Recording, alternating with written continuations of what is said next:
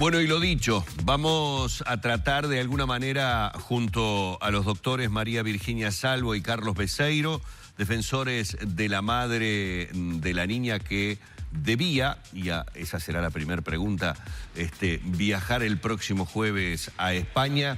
Vamos a tratar de decodificar un poco qué es lo que ha acontecido en las últimas horas. Y bueno, si esto podríamos decir es una resolución o no, o es apenas simplemente un capítulo más en una batalla muy larga, extensa y extenuante a esta altura, diría yo, que ha llevado adelante la madre tratando de preservar por sobre todas las cosas la integridad física y psicológica de su hija. Lo primero, darle la bienvenida a la doctora María Virginia Salvo. Buenos días, un placer tenerla. Doctor, un placer tenerlo. Gracias por aceptar la invitación. Un gusto.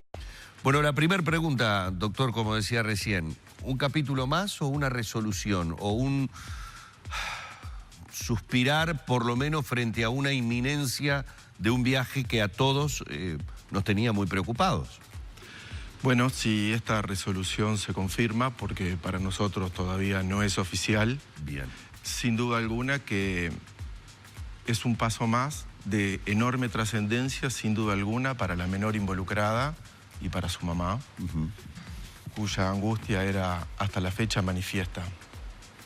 Pero sin duda alguna que esto es un paso más en espera luego de la dilucidación del recurso de revisión interpuesto, y más allá todavía, inclusive, de la posterior dilucidación de las consideraciones de fondo expuestas como excepciones por la defensa, que hasta la fecha han sido tratadas sumariamente porque así lo impone el tipo de proceso que existe. Sin perjuicio de eso, es de enorme trascendencia si se confirmara esta resolución, que reitero, hasta ahora no tenemos notificación. Hasta ahora no hay una notificación oficial y explicábamos un poco con Danilo, doctora, qué suponía esta revisión, este recurso de revisión, que digamos no es algo que habitualmente la Suprema Corte de Justicia acepte, es decir, haga lugar, es decir, que imaginamos nosotros debe haber consideraciones en la resolución de la Suprema Corte muy contundentes para que definitivamente se haga esta revisión de todo lo actuado, ¿no? Sí, sí, efectivamente. La revisión es un recurso excepcional. Como tú decís, no es común que exista un recurso de revisión en un proceso y tampoco que se acepte. La verdad es que nosotros, preparándolo, veíamos que en la mayoría de los casos se rechaza, pero también entendemos que hay argumentos, muchos argumentos y varias causales que se presentan al mismo tiempo, en este caso, para admitir el recurso de revisión. O sea, no solamente una causal, sino varias al mismo tiempo, que eso también es excepcional. Así que bueno, no tenemos notificación oficial, como decía el doctor Beseiro, no hemos visto la sentencia, así que no sabemos por qué causal se estaría aparentemente adoptando no una resolución sobre la revisión en sí, sino sobre una medida cautelar que presentamos en el mismo escrito que pedimos esta revisión, de suspensión de esta resolución de viaje para el jueves, hasta tanto se resuelva sobre todo el recurso, se revise todo el tema. Claro, ustedes lo que hacen es pedir que se revea, que se revise el caso, pero que a la vez tenga un efecto, tenga un efecto suspensorio, es decir, porque si no el daño estaría hecho, es decir, no tiene sentido que se revise si la niña y la madre viajan. Sí, exactamente. Lo que nosotros planteamos es eso, el recurso de revisión por sí solo no tiene un efecto automático de suspensión de la sentencia cuya revisión se pide, o sea, en este caso el viaje. No tendría por sí mismo, la sola interposición del recurso, una suspensión del viaje fijado para el jueves.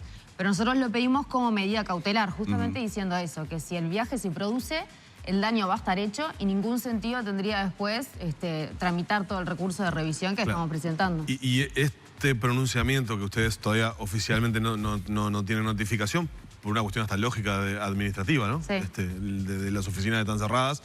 Y hay que decir algo, porque yo estaba haciendo la cobertura para el noticiero cuando ustedes fueron a presentar el recurso. Estaba sesionando ayer el acuerdo de ministros.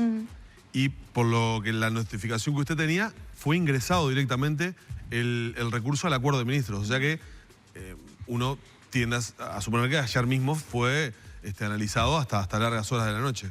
Sí. Lo que avalaría la sensibilidad de la Corte para un caso como este, porque tampoco es habitual que en el mismo día que se ingrese se considere un expediente.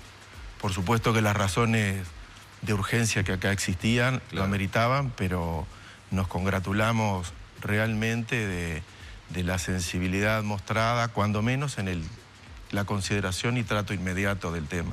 Doctor Beceiro, y en cuanto a lo que es la estrategia, en el buen entendido de la palabra estrategia que como abogados llevaron adelante, ¿ustedes tenían como último recurso prevista la posibilidad de la revisión o por estos detalles que nos están dando, el antecedente de saber que no es muy tomado en cuenta, que era difícil por los pocos días que tenían que fuera tratado por la Suprema Corte, es aquello de que para hacerlo gráfico para la gente, la última bala en el tambor y bueno, ¿es esto lo único que nos está quedando como recurso o había una estrategia de esperar hasta último momento para presentarlo? No, para nada. Siempre consideramos que en este caso estaban dadas las condicionantes y circunstancias para no llegar a esta instancia, que de por sí es prácticamente la última. Siempre consideramos que las causales que la ley 18.895 prevé, en este caso se configuraban con creces. De hecho, fue relevado en el marco del expediente claramente la existencia de violencia directa sobre la menor. No solo sobre la mamá, sino sobre la menor. Pero además, sin duda alguna, hay claros indicios de la existencia de un abuso de la menor, no dicho por los abogados, ni inventado siquiera por la madre, sino relevado por los profesionales, los técnicos que por supuesto se contrataron en su momento para que vieran qué es lo que pasaba con las conductas completamente atípicas e inadecuadas que empieza a manifestar la menor apenas llega al Uruguay. Y la verdad que los informes son terminantes, independientemente de ser desgarradores. Porque además debemos considerar en el caso que estamos hablando de una niña llegada al Uruguay con 3 años, casi 4, si cualquiera se representa y como en el escrito se dice, apenas supera la altura de la rodilla. Bueno, todos tenemos algún familiar de esa edad, con una exposición absoluta. Hoy los psicólogos nos han instruido sobre el tema bastante y nos dicen que es de tremenda importancia para la eventual futura recuperación de la menor, la manifestación que empezó a hacer y que no es habitual, es absolutamente excepcional. Con lo cual nosotros tuvimos siempre la convicción absoluta de que los elementos probatorios aportados y las circunstancias del caso avalaban que en realidad se tomara una decisión de este tipo muchísimo antes de llegar a esta instancia. Pero, bueno, los avatares de la justicia. Fueron así las cosas. Lo que uno se preguntaba ayer, por lo menos, me voy 24 horas atrás, era si de alguna manera, porque creo que era lo que todos estábamos esperando, a partir del comunicado que en conjunto saca Inmujeres del Mides e INAU, tan contundente, tan fuerte, que no sé inclusive si ustedes hasta no lo utilizaron como forma y pedido de revisión, cosa que sería totalmente lícita, porque estamos hablando de dos instituciones profundamente preocupadas por la situación. Se supone que son las que deben velar, ¿verdad?, por, en este caso, el bienestar de la madre y fundamentalmente el de la niña, y mostraban su total preocupación. ¿Ustedes esperaban o a partir de ese comunicado imaginaron que pudiera haber alguna acción legal presentada desde o el Mides o el INAU, que digo, me parecían a partir del comunicado como parte muy responsable de lo que estaba sucediendo en los estrados judiciales? Sabemos que existe una intención de varios organismos, como por ejemplo el INAU, el Mides, de tener una participación activa en esto, en protección de la niña, ¿no? Sabemos que hay una preocupación muy grande. Se han comunicado con nosotros manifestando esa preocupación y también por haber accedido al expediente. O sea, no es un tema solo de que a todos nos sensibiliza y por la exposición sola y por lo que nosotros explicamos, sino que ellos mismos han visto la prueba que surge del expediente, como decía el doctor Beseiro, ¿no? Las pericias, que son impactantes, incluso para nosotros cuando tuvimos los resultados de las pericias, nos sorprendió que en el poquitísimo tiempo que duró cada una de las entrevistas y que tuvimos en el proceso, salieran elementos tan fuertes. Y bueno, sí manifestaban esa preocupación y esa intención de tener una participación activa. Ahora, hasta el momento no han presentado algún tipo de acción. Pero no concretaron en decirles vamos a hacer tal cosa. ¿Saben por qué por qué hago la pregunta? Porque está bueno que como ciudadanos sepamos, tengamos en claro, digo, a ver, en este caso hay una decisión judicial que a todos nos parecía, en este caso vulneraba los derechos de la niña. Sí. ¿Va? Entonces uno dice, bueno, que el Estado me ampare, que los organismos que se encargan de esto me ampare en esta situación en la que la justicia tal vez esté equivocada, ¿no? Utilicemos los términos correctos, tal vez esté equivocada, revisemos esta situación. Entonces una cosa es que vengan y me digan, sí vamos a iniciar algo y que ustedes lo supieran y que pudieran transmitir esa tranquilidad a la madre, y lo otro es esto, que en definitiva, que es lo que hemos destacado con Danilo desde el comienzo, esto vuelve a ser una acción impulsada por la mamá, a través de sus abogados, pero impulsada por la mamá. Es decir, de nuevo ella sola peleando contra todo el sistema. Sí, pero no es menos cierto que la sociedad en su conjunto se ha movilizado, que esto ha representado para la mamá y también, bueno, para el trabajo de los abogados, que en realidad genera un apoyo y un estímulo que es bienvenido, un cúmulo de medios de comunicación, organizaciones. Realmente uno se siente gratificado por toda esta situación que se ha generado, este movimiento que se ha generado. Más allá de que no es habitual, nosotros no lo compartimos, nosotros no participamos directamente de toda esta estrategia porque nos reservamos exclusivamente para el ámbito jurídico, claro. Pero ni que hablar que es de recibo, y creo yo que además tiene la trascendencia y la importancia para la sociedad en su conjunto también. Esto permite, me lo reflexionaba hace escasos minutos la doctora Salvo, que veía la importancia de todo esto para aquellas personas que están sometidas a esta situación y todavía no han logrado manifestarlo, como para que se sientan respaldadas y digan, bueno, la gente me escucha, el Estado me responde, capaz niños no pueden elaborar ese nivel de pensamiento, pero sí decir, tengo una opción y puedo ser escuchado. Claro. Esto es de gran trascendencia en el tema. Más allá de eso, como decía la doctora Salvo, las organizaciones, en varias reuniones mantenidas ayer, quedaron expectantes a la decisión que se tomara en la actuación judicial, pero manifestaron su voluntad de apoyar y colaborar incluso con acciones directas que estaban evaluando, por supuesto, para poder proteger los derechos de la menor en función de la consagración que hay en los tratados internacionales. Recapitulando todo el caso un poco, haciendo un raconto de cómo ha sido este proceso para poder entrar justamente en la revisión que presentan ustedes ayer. La madre llega en abril del año pasado, tenía el regreso previsto para mayo del año pasado también. Aparecen indicios de que la niña, o manifestaciones de la niña, de que presuntamente podría haber sido abusada por su padre. La familia la alerta, se hacen consultas y ahí comienza todo esto. En definitiva, hay una sentencia en primera instancia de septiembre, ¿no? Del año pasado, ¿cuándo es? No, definitiva fue en diciembre.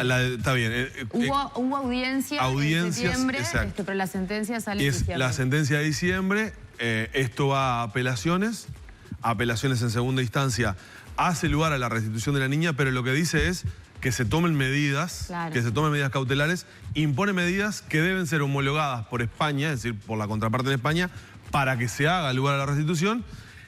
Y ahí comienza una dilatoria, porque el padre en España dice, no, yo no voy a hacer lugar a estas medidas que me está imponiendo Uruguay, y se va dilatando, al punto que llega hasta el caso a ser archivado acá en Uruguay. Sí, el 31 de marzo se archiva el caso. El padre A pesar de que se había opuesto a estas medidas en España en varias oportunidades allá, por lo menos incluso por escrito y también en una audiencia, se adoptan por lo tanto medidas opuestas a esta que había puesto el Tribunal de Apelaciones aquí, porque en vez de oponerse a esa prohibición de acercamiento y comunicación, se fijan visitas en el marco de un proceso, como si fuera un proceso común en España, se fijan visitas. Y el padre con eso se presenta con un escrito en el proceso judicial acá en Uruguay, diciendo, bueno, esto fue lo que resolvió la justicia española, así que bueno, como ella es la competente ahora, porque igual mandamos a la niña a España, que vuelva a España, que se ejecute finalmente la restitución. Y ahí la jueza dice, bueno, no, en realidad las medidas de protección no fueron cumplidas en su totalidad, así que no están dadas las condiciones, no voy a ordenar la restitución y archivo el proceso. Eso fue en marzo. Eso fue en marzo. De marzo en adelante sucedieron elementos que a ustedes no les quedan claros tampoco. Y hasta llegar a la instancia en septiembre, ahora, la semana pasada, donde, bueno, definitivamente la doctora Posemíguez, que es de octavo turno de familia, dice, bueno, se han cumplido todo lo que se pidió, se hace la restitución. ¿Cuáles fueron las causales específicas que ustedes presentan ante la Corte para determinar que este caso tiene que ser, digamos, tiene que tener lugar a ser revisto? Hay muchas causales y va un poco de la mano con algo que nos preguntaba Humberto hoy. Si esto era una estrategia prevista desde el principio, plantear la revisión al final del camino, y no era una estrategia que teníamos prevista. Por supuesto, como decía el doctor Carlos Beceiro también, desde un principio, con toda la prueba que teníamos, creíamos que había mucho fundamento para que este caso fuera un caso que se amparara una excepción a la restitución, una excepción que está prevista en las convenciones internacionales, en la legislación interna uruguaya. Porque la excepción por tanto tiempo de residencia de la niña en nuestro país, excepción porque todo. No, la excepción que nosotros planteábamos era que el viaje de la niña a España, el retorno a España, la exponía a un grave riesgo físico y psíquico. Y así lo dice la ley. Y nosotros decíamos, bueno, con todos los elementos que hay, que hasta nosotros como abogados nos sorprenden, si este no es un caso de excepción por riesgo, no existe excepción por riesgo. Y decíamos, es letra muerta y saquemos la excepción. Eso es lo que nosotros planteamos. Ahora, también existen convenciones con España que dicen, bueno, aún existiendo el riesgo, si en este caso España puede adoptar medidas de protección para amparar ese riesgo, yo tengo que mandarla igual. Y eso fue lo que nos planteó el Tribunal de Apelaciones, lo que plantea su sentencia. Dice, el riesgo existe, es verdad, porque tengo por probada la violencia y es verdad que existen indicios de abuso y bueno, no se logra confirmar ni descartar en un poco tiempo, pero bueno, existen indicios. El riesgo del retorno a España existe, pero también es verdad que España tiene su sistema, sus formas de protección, la policía, un sistema judicial y demás, que van a proteger a la niña. Dice, ahora, como yo tengo que asegurar esa protección, voy a imponer medidas de protección desde el día de hoy y que tienen que ser reconocidas por España antes de que tenga lugar el viaje. Entonces, ahí empieza una nueva etapa para nosotros. Nosotros pensábamos que, bueno, si se cumplían las medidas, se viajaba iba a viajar. Iba a viajar. Y sí, porque no iba a incumplir esa orden. Era una realidad que no se sabía cómo enfrentar, pero bueno, ahora se presentaron un montón de elementos desde el 22 de diciembre que se dicta la sentencia hasta el día de hoy que nos cambiaron otra vez totalmente la situación. Un montón de cosas que nosotros no pudimos presentar además ni en aquel proceso, porque bueno, fueron posteriores, ni hoy en ningún momento hasta este recurso de revisión. Y también por eso ahora presentamos la revisión. Claro, y ahora la Corte toma todos estos nuevos elementos probatorios para revisar. Claro, la Corte puede tomar todos los elementos probatorios, todos los elementos de prueba. Es decir, todo prueba. Esto que desde diciembre a la fecha ustedes no pudieron presentar ante la sede, ¿la Corte los considera? Estamos pidiendo su consideración, claro, justamente. Porque hay cosas importantes que han sucedido de diciembre a la fecha. Sí, hay sentencias contradictorias, firmes, porque está por un lado esta sentencia que ordena el viaje considerando que se cumplieron estas medidas de protección, pero por otro lado una sentencia ante una denuncia que hizo la mamá porque el padre incumplía sistemáticamente la prohibición de comunicación. Ella hizo una denuncia y el juzgado de familia especializado de cuarto turno, violencia doméstica, entendió que había una gran peligrosidad, que ellas corrían un riesgo y entonces, además de las medidas de prohibición de acercamiento, de comunicación, dispuso una custodia policial permanente, 24 horas, para madre e hija. Y así están viviendo con un patrullero, un policía al lado de ella, un patrullero que la lleva a la niña hasta el jardín todos los días. Esto es una de las cosas más insólitas y que tengo que confesar, más me ha preguntado la gente en la calle que no... A ver, cuando decimos que no entiende, nos referimos al hecho de que muchas veces nosotros damos por sentado que hablamos de un juzgado de familia, y la gente, para nosotros la justicia es una sola. La justicia es una sola. Entonces, en un caso de este tipo, ¿cómo la justicia, por un lado, dice que restituyan a la niña a España, a pocos kilómetros de donde se encuentra el padre, y por el otro le coloca una custodia policial? Entonces, no queda claro. Claro, lo que sucede es que son, digamos, dos instancias completamente diferentes y que ustedes, como abogados defensores, no pudieron ubicarla o colocarla, digamos, a consideración de lo que se venía dirimiendo. Lo decía la doctora Salvo ayer. ¿Qué hace la policía en el caso de que se cumpliera la restitución? La que tenía que custodiar y dar la guarda a esa madre. Se sube al avión también. O sea, que se viaja en el avión o la lleva hasta la puerta del avión, ¿no? Es que en el caso de la protección. Esas cosas ocurren porque, bueno, si bien la justicia es una sola, hay independencia técnica de los distintos operadores y para esos casos precisamente está previsto este recurso de revisión para que la Corte de Justicia, como cabeza del Poder Judicial, dirima ante la existencia de resoluciones contradictorias cuál es la que debe tener prioridad en el tema. Claro. En el caso, y para la adopción de esas medidas, no solo hubo una sistemática violación de él, que en realidad era prácticamente una persecución por distintos medios, sino que hubo hasta amenazas que se transmitieron y que fueron lo que llevaron a adoptar la decisión de generar una custodia policial. Imagínense eso a 10.000 kilómetros de distancia, pero amenazando, me estoy tomando el avión hoy para allá, lo que puede suponer, si vivieran en la misma localidad o a 300 kilómetros de distancia, es decir, la presunción que existe y el perfil que los psicólogos transmiten que tiene este tipo de personas hacen que en realidad uno asuma que la exposición y riesgo que puede generar para la menor el estar tan próxima a su papá es muy severo, circunstancia que además es una contraindicación para la única recuperación posible de la... todos los manuales de psicología que hemos podido revisar y lo que nos han informado y asesorado dicen la única forma posible de recuperación de la menor es separándola y aislándola del agresor. Y recuerdo en esto que la violencia doméstica, la violencia directa sobre la menor está ya avalada. Sí, la violencia sobre la niña está aprobada. Y no es un tema menor. La sociedad no puede considerar que solo existe violencia sobre una niña que apenas tenía 3 años cuando vino a Uruguay.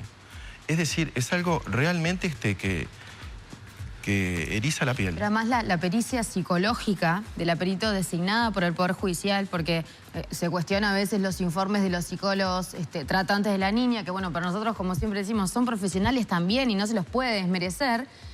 Pero... De hecho, claro, a nivel judicial, la justicia muchas veces toma, o la mayoría de las veces toma lo que dicen los peritos del ITF. Ahora, yo debo tener más confianza en una persona que está tratando durante más de un año a un niño en una sola audiencia que hace un perito del ITF, aunque la justicia vale lo que dice el ITF. Sí, pero igualmente la perito psicóloga del ITF es muy contundente en su informe. Dice que la violencia respecto a la niña específicamente, más allá de la madre, existe. Dice que la niña le tiene terror al padre, dice que lo vive como una figura hostil, que siente que su respaldo es su mamá.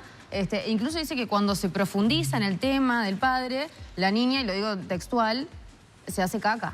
Claro, cuando profundizan sobre la figura del padre, la niña se hace caca en la audiencia. Entonces es realmente la pericia psicológica del propio Poder Judicial muy fuerte. Y termina con una recomendación, como decía el doctor Beseiro, que va de la mano con lo que dicen los manuales, ¿no? De que para que ella se pueda recuperar de las situaciones de violencia, más allá de la duda sobre el abuso, de las situaciones de violencia vivida, ella necesita permanecer en Uruguay, alejada del padre y con todo el entorno, apoyo familiar y bueno, y demás que tienen aquí. Claro. Pero además en la propia audiencia en la que la perito concurre a exponer sus fundamentos y a someterse a todo el interrogatorio que se le practique por la juez y por los abogados, la jueza, la psicóloga Ana Nin hace una clara exposición de estas circunstancias ratificando su informe, y cuando se le interroga sobre el abuso, ella claramente dice dos cosas. La primera es, yo no lo puedo descartar, tampoco lo puedo confirmar, porque tuve solo 45 minutos y porque precisamente, como tú decías, Danilo, dice, yo no puedo hacer pericia de lo que mis colegas han hecho porque han trabajado otro tiempo que yo no he dispuesto hasta Pero ahora. es lógico. Y que para relevar un caso de abuso así se necesita otro tipo de intimidad incluso con la menor en el caso particular. Y acá, perdón, ingreso en otro capítulo que está expresado en lo que es el pedido de revisión que ustedes hacen ante la Suprema Corte de Justicia, y es que ustedes muestran reparos sobre el accionar que tuvo el defensor de la niña. Es decir, en los juicios de familia, la madre tiene a sus representados, el padre tiene a sus representados, a sus representantes legales, pero el Estado uruguayo, a través de la Defensoría Pública, le asigna a un defensor del niño que es absolutamente independiente de las posiciones de padre y madre. Exacto. ¿Ustedes tienen reparos en el trabajo que hizo este defensor?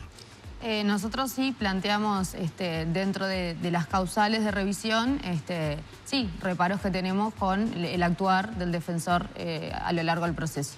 El defensor está obligado a tener entrevistas previas con los niños para poder conocer. En este caso, quien actuó, ¿cuánto tiempo, cuántas veces estuvo con la niña antes de la audiencia? Tuvo una entrevista justo antes de entrar a la audiencia. ¿Ese mismo día? Ese mismo día, y ahí en las oficinas del juzgado. 5 minutos. 5 minutos. 5 minutos. ¿Eso fue lo que vio el defensor a la niña? Sí, y sin perjuicio de que, a ver, no solo en estos casos, sino en todos los casos, los profesionales tenemos casi que el deber de tomar de primera mano qué es lo que nuestros clientes opinan, qué es lo que sienten, qué es lo que su entorno siente, qué es averiguar sobre las pruebas posibles. Esto se puso de manifiesto y se le ofreció al defensor para que lo hiciera, pero bueno, alegando una cierta circunstancia de imparcialidad, no se reunió con las psicólogas tratantes, no se reunió con el entorno, no se reunió con los familiares y no tomó de primera mano todo lo que estaba ocurriendo. Y en particular con la niña, como decía la doctora Salvo, estuvo 5 minutos antes de la audiencia a solas con la niña. Obviamente que no sabemos qué fue lo que ocurrió ahí, pero sí sabemos que en una instancia posterior, cuando la niña quiso volver a ser interrogada, dijo que ella, casi que histéricamente, dijo que no iba a ser, que no quería entrar a la sala si estaba su defensor. Sí, creo, si no recuerdo mal, por leer el expediente, si estaba el señor de pelo blanco, así lo identifica la niña. Y salió corriendo y se prendió con un familiar. Me llegó el relato, ustedes me lo podrán confirmar o descartar, pero se los tengo que preguntar. Me dicen que en una de las audiencias importantes, extensas, luego de 2 o 3 días de reprogramar las instancias o de dilatar las etapas, porque el proceso fue largo, extenuante, me dicen que la audiencia se extiende más allá del horario del juzgado, se va como hasta las 9 y pico, 10 de la noche, pero el defensor de la niña ese día se va a las 6 de la tarde porque jugaba un partido Uruguay. ¿Eso es así o no? Sí. ¿Es así? Es así. 3 horas antes de que terminara la audiencia debió retirarse. Yo hoy escuché en la mañana muchos medios que hablaban sobre esta situación. Sinceramente quedé con estos comentarios que también se realizaron, quedé francamente asombrado. Quedo asombrado de que le pongamos un defensor a un niño. Y se vaya a ver un partido Uruguay, en Dios esas mío. condiciones, ¿no? O sea, estamos todos locos. Cuando sabemos lo difícil que es que un niño primero entienda que esa persona está para defender sus derechos, que además que lo entienda genere una relación por lo menos de cierta confianza y hasta diría yo de cierto afecto y de cierto cariño como para decir, bueno, confío en esta persona, me parece increíble. Pero yo se lo comentaba recién a los abogados antes de salir al aire. También tengo que decir que siento un poquitito de vergüenza ajena de que la solución finalmente llegó, ¿verdad? Por una presentación de la revisión. Me gustaría que las causales, que los motivos por los cuales en definitiva se va a revisar todo el proceso fueran otros, no formalismos o formulismos, que hubiera algo que pesara mucho más, que es el sentido común. Por ejemplo, no entiendo, porque también lo escuché y es pregunta para los doctores, teóricamente tienen entendido, aunque no tengan todavía la notificación oficial, de que va a haber como una suerte de pedido de fianza para la madre, que escuché también eso. Claro, la revisión, como les decíamos, el recurso de revisión que nosotros interpusimos no tiene por sí mismo automáticamente efecto suspensivo. El efecto suspensivo se pide por vía de una medida cautelar. Sí. Y la medida cautelar, de regla, exige que se ofrezca una garantía por los daños que eventualmente esa medida cautelar pueda causar, ¿no? O sea, la suspensión del viaje podría entenderse que puede generar algún daño y, bueno, si es así, se fija entonces una contracautela que se llama, una garantía. Claro, pero lo digo, ¿saben por qué? Porque hay que explicarle a la gente que para que la niña no viaje, la madre tiene que poner plata, de alguna manera dejar en depósito un valor. Hay que entenderlo, ¿eh? O sea, yo sé que ustedes han dedicado su vida a estudiar sobre una profesión que en definitiva lo que pretende es llegar a la verdad y que, bueno, en muchos casos lo que esperamos todos, que se imparta justicia. Pero cuando lo escuché hoy de mañana, digo sinceramente, me generó hasta cierta cuota de indignación. Digo, ¿no ha pasado suficiente esta madre que además, bueno, está bien, vamos a hacer tal cosa, pero tiene que poner una fianza? Más allá de que entienda que es por norma y de regla. Claro, me están preguntando, obviamente, me imaginé que es lo que se pregunta a todo el mundo. ¿Tienen idea de cuánto es esa fianza? No, no sabemos, porque no sabemos si la pueden notificación. cubrir. Claro, pero... Según los montos o según las... Pero ¿Suelen ser importantes? ¿De montos importantes? No, a ver, suelen ser... suelen pretender garantizar el daño que se custodia.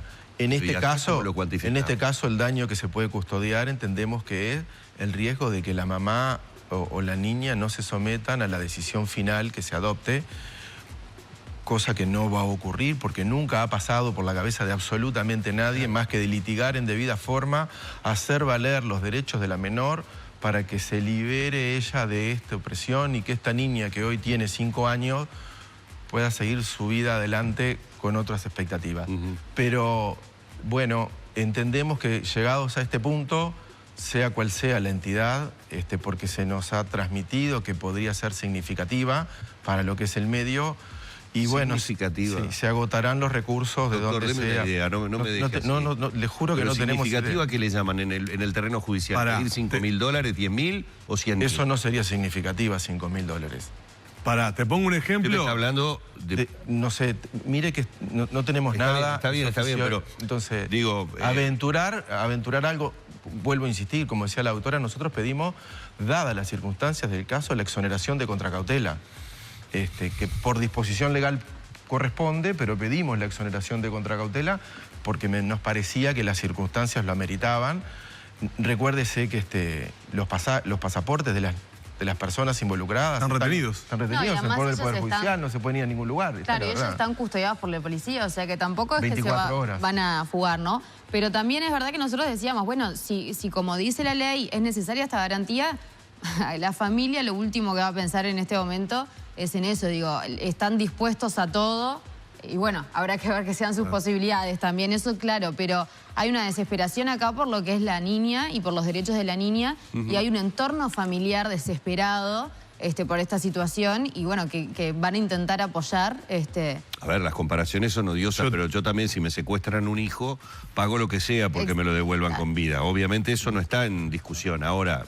Las comparaciones son odiosas. La última sentencia importante que impuso la justicia uruguaya, el juzgado de crimen organizado, por un caso totalmente distinto, pero no menor, un caso de lavado de corrupción internacional, el caso Odebrecht, para extraditar a Betingo Sanguinetti a Andorra, fueron $30.000. Digo, para una vara. Para por lo menos no son casos iguales, pero hay una vara. Está bien. hablemos de veamos el De lo que medio vaso podemos, lleno, ¿no? sí. Veamos Totalmente. el medio vaso lleno. ¿Cuánto tiempo lleva la revisión aproximadamente? No sabemos cuánto tiempo va a llevar. Hay una media que no baja los 6 meses. No, claro, además es un proceso que es muy complejo, hay muchas cosas debe a tener realizar. un tiempo bastante parecido a una inconstitucionalidad, que es de 6 meses para arriba, ¿no? A ver, la Corte le puede dar un trámite bastante más rápido, obviamente que... Pero normalmente de regla un proceso, un recurso de revisión puede llevar de 3 a 6 meses. Este caso es absolutamente excepcional, hasta incluso a nivel internacional. Sí. No solamente en el terreno local. Es excepcional también por eso que hablábamos de que, bueno, transcurrió todo el proceso de restitución, que de por sí llevó más tiempo. Claro, sí. El año pasado se hicieron 5 restituciones. Un promedio de 58 días demoró cada Claro. una. ¿Cuánto lleva? Y empezó en mayo, junio, en junio habrá empezado, y recién en diciembre obtuvimos la sentencia de, bueno, la definitiva de segunda instancia fue el 22 de diciembre.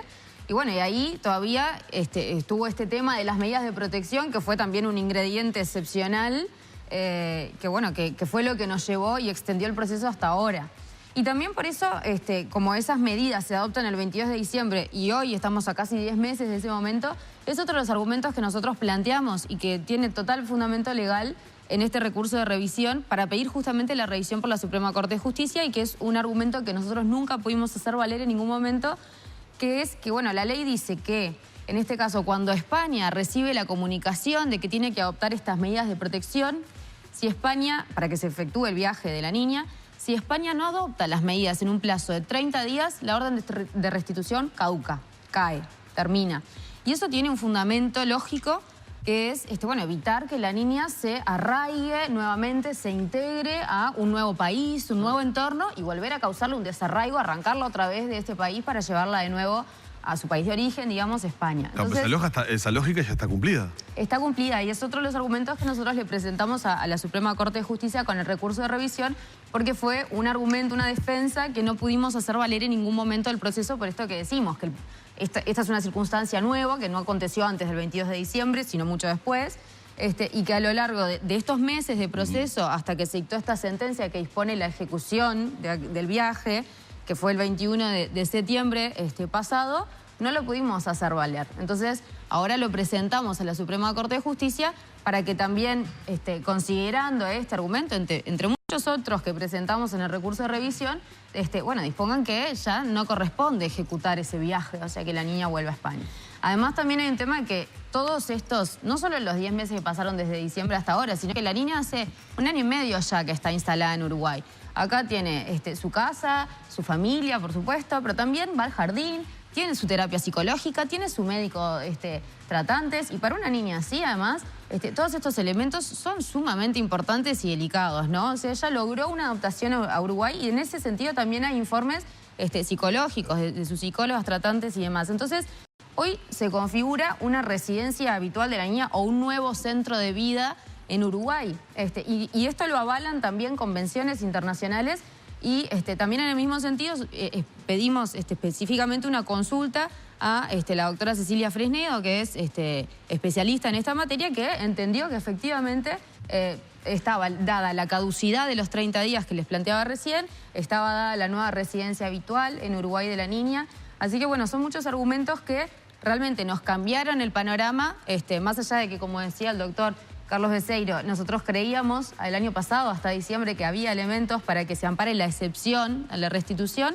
Bueno, dada la sentencia del tribunal, que entendió que igual había que hacer lugar a la restitución con esas medidas de protección, hoy se nos presenta un escenario diferente, porque las medidas de protección no se cumplieron, entonces recién ahora se vienen a cumplir. Y otra cosa importante es que no se cumplieron porque el mismo padre se opuso a esas medidas en España. O sea, la justicia española, cuando se le comunica que tiene que adoptar estas medidas, pidió que ambos, madre y padre, comparecieran en España a decir que estaban de acuerdo. La madre lo hizo, porque bueno, si tenía que volver prefería que fuera, por supuesto, con las medidas de protección que otra cosa. Y sin embargo el padre no. El padre pidió una cosa distinta, no una, sino 2 veces. Se adoptó algo diferente. Pretendió que igualmente se ejecutara esa restitución con algo diferente. La justicia dispuso que no correspondía el viaje en esas circunstancias, archivó el caso, Ahí fue que entonces empezó una nueva estrategia de amenazar de alguna manera con que iba a venir a buscarlas, que volvieran, demás. Eso dio lugar a la intervención de violencia doméstica del juzgado de familia especializado en este caso, que dispuso la custodia policial permanente. Sigue sin funcionarle esa nueva estrategia y entonces sí empieza a pedir en España, bueno, ahora que se adopten las medidas. La jueza que estaba en aquel momento entendiendo el proceso en España dijo, bueno, señor, se le acabó su oportunidad, precluyó la posibilidad de ahora pedir estas medidas, porque bueno, hay un momento para hacerlo y usted ya se había opuesto, así que no las voy a adoptar. Y dijo, incluso soy incompetente ahora porque la niña tiene una residencia habitual consolidada en Uruguay. Así que no hay más competencia de la justicia española. Pero luego hay un cambio de la jueza titular de ese juzgado, o sea, del órgano competente de España. Y la nueva jueza, con la nueva jueza, bueno, se revoca la incompetencia, asume competencia y termina adoptando las medidas. Ahora, otra apreciación, esta jueza cuando dicta su sentencia y también con apoyo de Fiscalía de España, dicen, yo adopto las medidas de protección a efectos de posibilitar el retorno de la niña a España. ¿Tá? Pero esto es sin perjuicio de lo que pueda entender la justicia uruguaya de la extemporaneidad o la caducidad de la restitución. O sea que desde ese punto de vista, incluso la sentencia que existe ahora y con todo lo que pasó entre medio, da la posibilidad de que la justicia uruguaya entienda que, bueno, que caducó en realidad... Claro, España lo que dice es, o sea, entiendo, me declaro competente, pero que la restitución se haga en todo caso si Uruguay entiende que hay que hacerla. Me declaro competente para adoptar las medidas de protección. Yo te adopto las medidas de protección. Bien. Tú después, Uruguay, sos el que resuelve España, si corresponde entonces... España no reclama la menor, Uruguay la manda. Claro. España no la reclama, sino que Uruguay la manda. Claro. De hecho, hay 2 contundentes informes de la Fiscalía competente en los casos en España que sostiene que en realidad la menor tiene residencia consolidada en Uruguay y que además no es procedente como consecuencia la competencia de los juzgados de España. Bien. Estos son 2 informes de la Fiscalía que es competente en España. Queremos agradecerles mucho a la doctora María Virginia Salvo, al doctor Carlos Beceiro. Realmente nos han dispensado muchos minutos para tratar de desmenuzar. Creo que ha quedado entendido para todos, por lo menos la instancia en la que se está. Como le decía yo en un momento de la charla, veamos el medio vaso lleno. Se ha conseguido algo muy importante. Por lo que vemos, queda mucho todavía por hacer. Muchísimo por hacer. Me imagino que no será solo un tiempo de espera, sino que será un tiempo en el que seguramente ustedes van a tener que seguir trabajando y mucho, ¿no? En este caso es día a día. La mejor de las suertes y gracias por estos minutos. Perdón, en paralelo sigue la denuncia contra abuso sexual contra la niña y contra violencia doméstica contra la madre. Eso no caduca, eso sigue. En España. Sigue, sí. Se comenzó a instruir el expediente y el papá hace 3 días tuvo que ir a declarar. Bien. Que eso se tuvo que presentar en España porque fue donde se cometió el delito. Claro. Bien. Muchísimas gracias, que tengan una buena jornada, muy amables por haber estado con nosotros. Bueno, hemos tratado de trasladarle lo que de alguna manera también nosotros hemos podido mirar. Ustedes iban comentando y preguntándonos para que le trasladáramos a los doctores en una nueva instancia que hemos tenido, periodística en este caso, sobre los acontecimientos de último momento, de los que esperamos obviamente la resolución y la confirmación, como seguramente deben estar esperando los doctores. Cerramos por aquí la entrevista que hemos mantenido con ellos.